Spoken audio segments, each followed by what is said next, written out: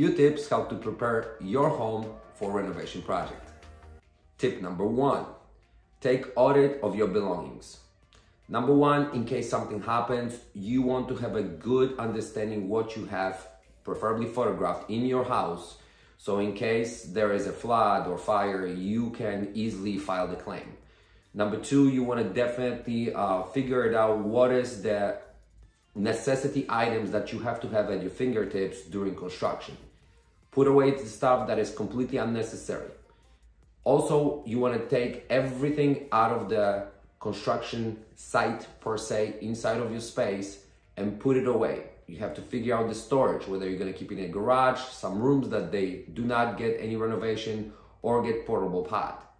Tip number 2, figure it out what you're going to do with the perishable items.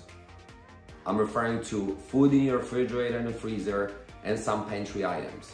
If you're renovating your kitchen, obviously those items will have to travel out. My suggestion would be eat what you can, use what you can, store what you can, have it ready for the renovation. Good luck with your build.